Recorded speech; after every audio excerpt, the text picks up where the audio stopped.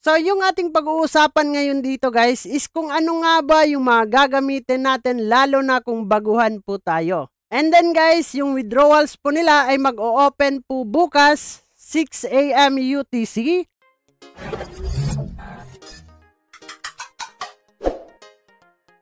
Hey, what's up mga pre? Another video and another update lang po tayo dito sa ating Plants vs Ronki. Ronin Mining Network announced Plants vs Ronki version 1 is now live na nga dito mga pre. Start farming now dito sa kanilang official na link na inilabas guys. Pasok kayo dito sa kanilang Twitter account or sa Discord para makita po ninyo yung legit na mga link na gagamitin po natin. And then guys, yung withdrawals po nila ay mag-o-open po bukas 6 AM UTC. And then in a few days guys, magkakaroon sila ng upcoming updates. Kasama na nga dito ang seed drop system. Get new NFT plant seeds only from endgame drops. So yung requirements po natin ay NFT plants plus big pot nga daw yung gagamitin natin. So sa mga higher rarity dito guys, meron po kayong chance. Pero yung mga common guys, di ko pa alam no kung makakuha nga ba tayo or sa rare, mabibigyan nga ba tayo? Depende po yan sa kanilang system guys no, kung sino yung bibigyan po nila.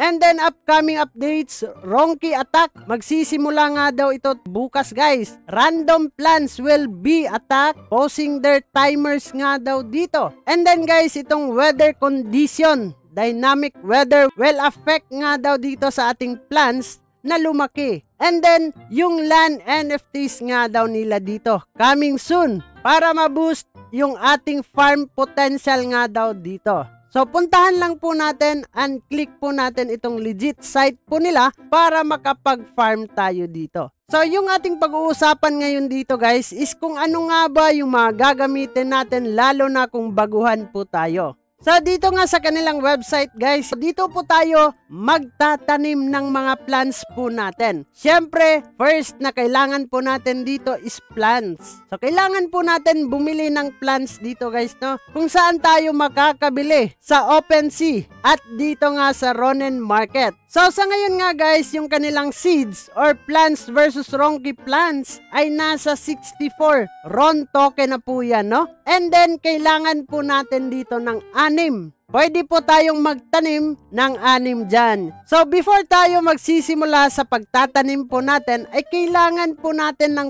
PVR token. So, saan tayo makakakuha ng PVR token, guys? So, pasok lang kayo sa inyong wallet sa Ronin. Merong swap po dyan, guys. And then, dadalhin po tayo dito. Sa akin, guys, sa 4 na plants, nagastos ko po ay nasa 5,000 PVR token or nasa mga 30 plus USDT yung nagamit ko dito. So, isasabi ko talaga sa inyo, guys, no, kung magkano yung ating gagastusin po dito. And then, magdi-deposit po tayo dito ng PVR token. So, click lang po natin itong wallet guys, dito sa baba. And then, kailangan po natin dito makapag-deposit ng PVR token. So, click po natin itong deposit. And then, copy lang po natin to guys. And then, okay, copy na po siya. And then, pasok lang po tayo dito sa ating wallet. So, click lang po natin itong send. And then dyan guys, ilalagay po natin yung ating nakopy na address dun sa ating endgame. And then dito guys, click nyo lang. And then guys, nasa sa inyo po yan kung magkano yung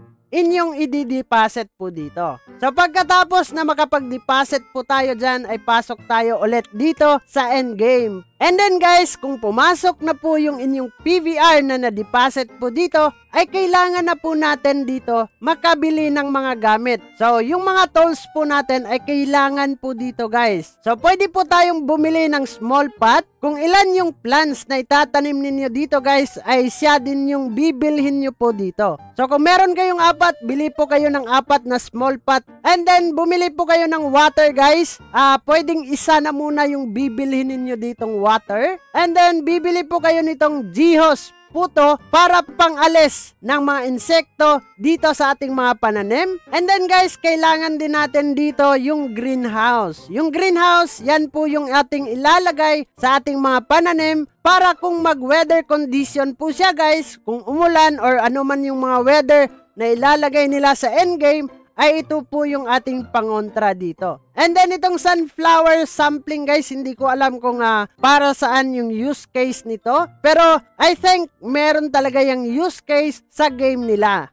And then next, dito natin makikita yung ating mga nabili. Kagaya nitong water, meron na po tayong mga available na pwede nating gamitin in-game. So dito sa Plants vs. Ronky guys, this is not a financial advice. This is a play to earn na kailangan na talaga nating gumastos ng sarili po nating pera. Do your own research guys, no? Nasa sa inyo ang huling desisyon kung kayo ay papasok at gagastos po dito. So, yun lang naman yung ating pag-uusapan for today's video patungkol nga dito sa Plants vs. Ronky. So, bago natin tatapusin ang video na to, kung bago ka lang dito sa ating YouTube channel, ay huwag kalimutang mag-click subscribe and click the notification bell para ma-update at ma-aware ka sa mga panibago nating i-upload na video. So, this is me, Dong Ayan TV. Mag-ingat tayong lahat. Diyan na muna kayo mga pre. And, bye-bye! Barangay, samahang masaya, ano pang hinihintay? Kung online games ang iyong gusto, dito ka sa guild ko, solid to. Sa aming community na puro makulit, mga hari na trash talk pero